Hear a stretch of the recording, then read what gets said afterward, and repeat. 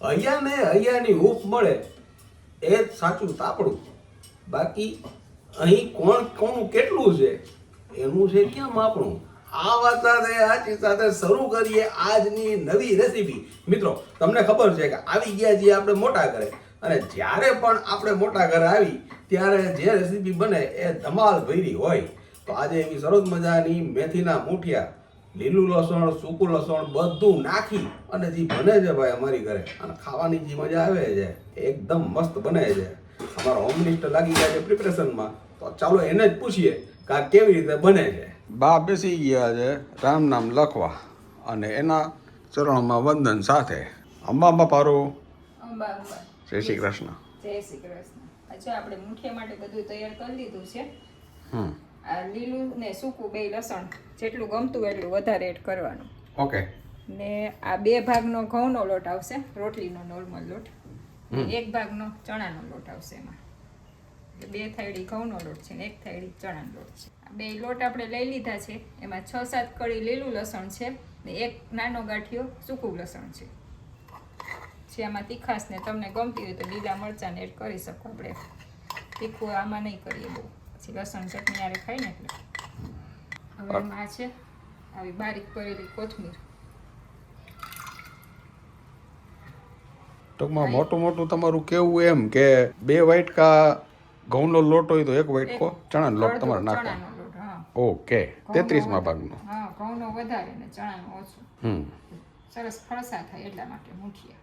Variation પછી તમે જેટલા જણા હોય એ પ્રમાણે તમે હા, લઈ શકો એમ. લઈ શકાય. આપણે આમ અત્યારે મેથી 3 ભાગની લીધી છે, કોથમીર 1 ભાગની લીધી છે. એમાંય તમારે વધઘટ કરવું હોય તો કરી શકાય. આ જે અમારી ઘરે બને છે એ રીત છે. અને ભાઈ આ છે ને સુપર હિટ છે. એનું કારણ છે કે કાયમ માટે અમારે ત્યાં બનતા હોય અને બધાને ખાવાની ખૂબ મજા આવે છે. પાછું 2 રીતથી અમારે ત્યાં ખવાય છે. એક વઘારીને ખાઈ છીએ અને તેલની સાથે ખાઈ છીએ.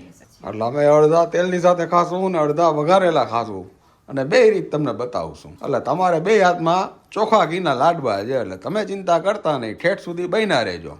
સરસ કોથમીર ને મેથી ને સરસ આવતું હોય ને લીલું લસણ, એટલે વધારે મજા આવે ખાવાની. છે નમક સ્વાદ અનુસાર. એક સાઈડ જો આપણે પાણી ગરમ કરવા મૂકી દીધું છે, એટલે આપણું પાણી ઉકળે તો આપણે મુઠિયા તૈયાર થઈ જાય. આ છે હિંગ 1 ચમચી, છે હળદર પાવડર,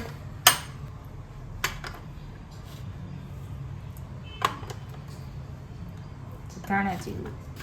લીલા લસણની તીખાશ આવશે ને એટલે એ પ્રમાણે તીખું ખાવું હોય એ પ્રમાણે આપણે મોરા જ કરવાના રહેશે, તીખું નહીં ખાઈ શકે. હવે આવશે આમાં મોણ.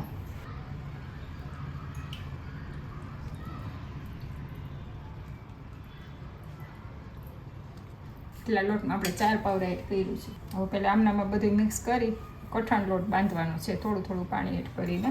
પહેલાં આ બધું મિક્સ કરી લઈશું આપણે, મસાલા અને આ બધું ગ્રીન. મિત્રો આને કહેવાય લાઈવ રેસીપી, જે અમે બોલતા જાય અને કરતા જાય. જે જોવીએ તમને ગમે અને જેમાં પ્રોપર દરેક વસ્તુ બતાડવામાં આવે અને 100% સાચી હોય.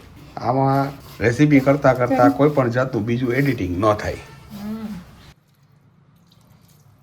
આ સમયે જો આટલું મિક્સ થઈ જાય ને, પછી તમને નમકમાં થોડું ડાઉટ લાગતું હોય ને, તો આ સમયે તમે ટેસ્ટ કરી શકો છો, ને વધઘટ જે કરવું એ કરી શકો છો.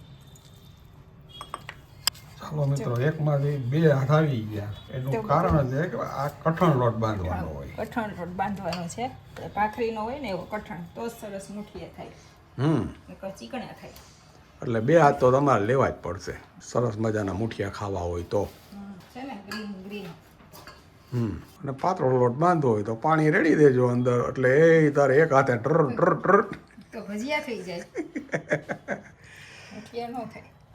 એટલે ભાઈ દાંત કાઢતા કાઢતા બધું કરવાનું છે, એટલે શું છે મજા આવે, યાદ રહી જાય બધું.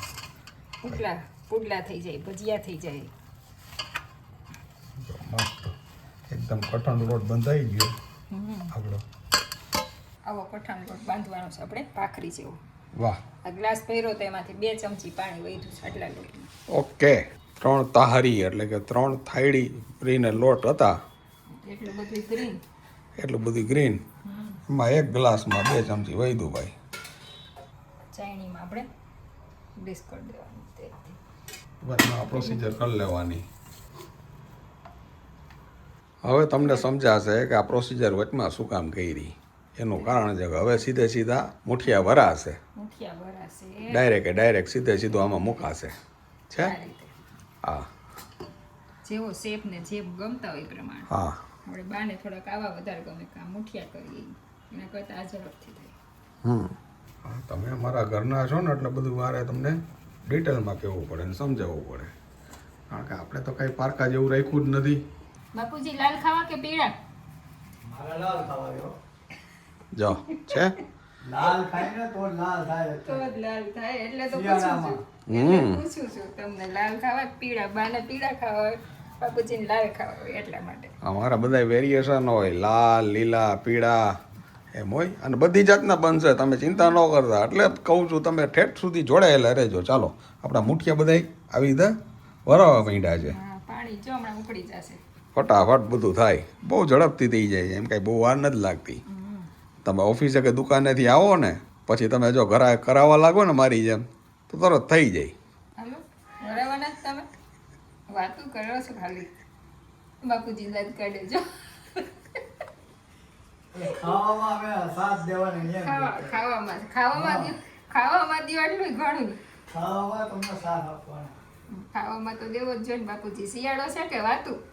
લુક એટ ધેટ મેન, જોઈ લો આ કલર છે ને ભાઈ, જોઈને જ ખાવાનું મન થઈ જાય ને એવા છે. વાતો કરતા કરતા જો આ 2 મિનિટમાં બધાય મુઠિયા વરાઈ ગયા. માસ્ટરી છે. આ જે આપણે પાણી મૂક્યું છે ને એ પણ ઉકળી ગયું. જો વરાળ તમને દેખાશે. પાણી એકદમ ઉકળે ને પછી જ મૂકવાનું.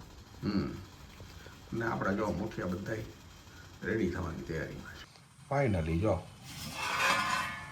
આ રેડી થઈ ગયા છે, અને 4-5 જી છે ને પપ્પા હાટું એકદમ તીખા કરશે. આ મૂકી દે, ત્યાં પ્રિપેરેશન કરી દઈ. આવી રીતના અંદર કાટલો રાખી નીચે સ્ટેન્ડ રાખી ઢોકરી અમે મૂકવું હોય તો મૂકી શકાય, પણ આપણને આ સહેલું પડે છે એટલે આ રીતે. બાપુજીને પહેલા તૈયાર કરી લઈ તીખા. યસ, એટલે ઓલી પ્રિપેરેશન ચાલુ થઈ ગઈ.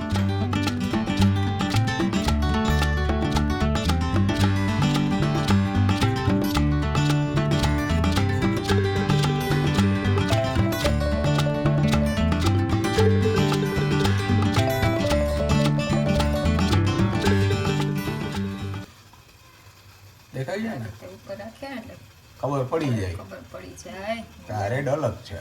રેડ અલગ છે. ગરમ ગરમ થાય એટલે હવે છે ને આપણે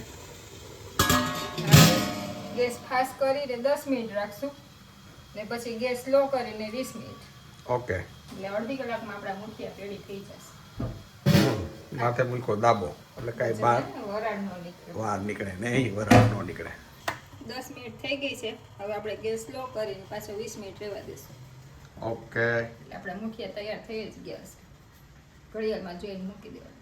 ફાઇનલી ડન ટન ટન. જો ફૂલજા સીમો ભાઈ, સુગંધ આવે ને એટલે બધા કે કેટલી વાર છે કા? આ જોઈ લે એનું સ્ટ્રક્ચર મિત્રો.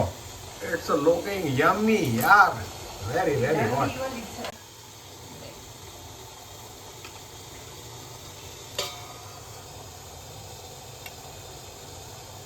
Yes, perfect.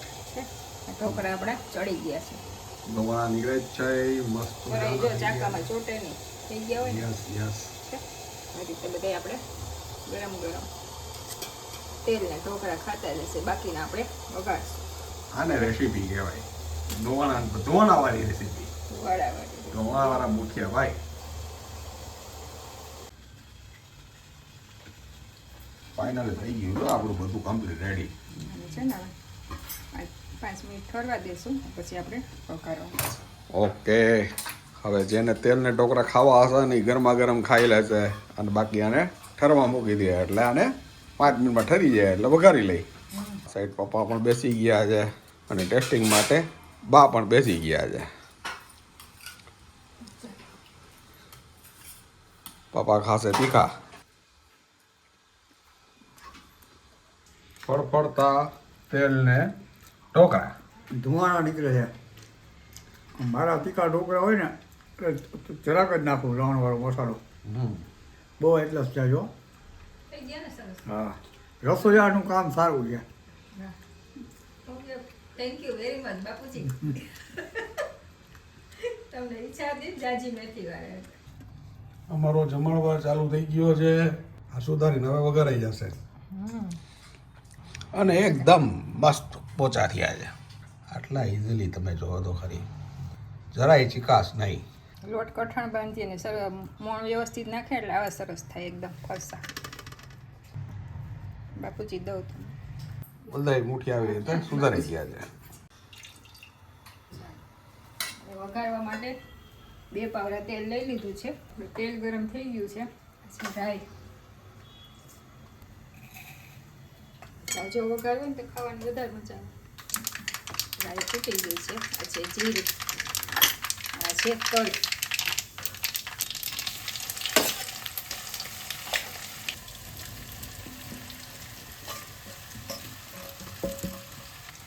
એકદમ છે ને આને તેલમાં સતડાવા દેવાનું.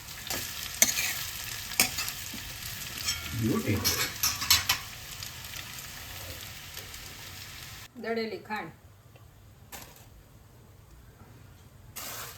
આ છે લીંબુનો રસ.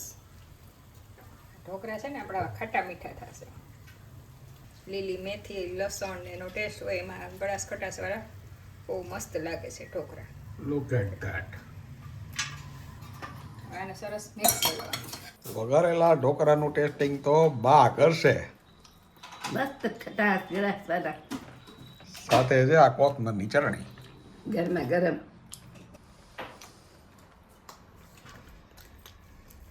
બાને કોથમીરની ચટણી ભાવે ને. આનું નામ ઢોકળા ખાધા કહેવાય. વાહ. ગરમા ગરમ. આશા રાખી છે કે મેથીના ઢોકળાની અને વઘારેલા ઢોકળાની આ 2 રેસીપી તમને ખૂબ ગમી હશે. જો ગમી હોય તો વધુ લોકો સુધી તમે આને શેર કરજો, લાઈક કરજો.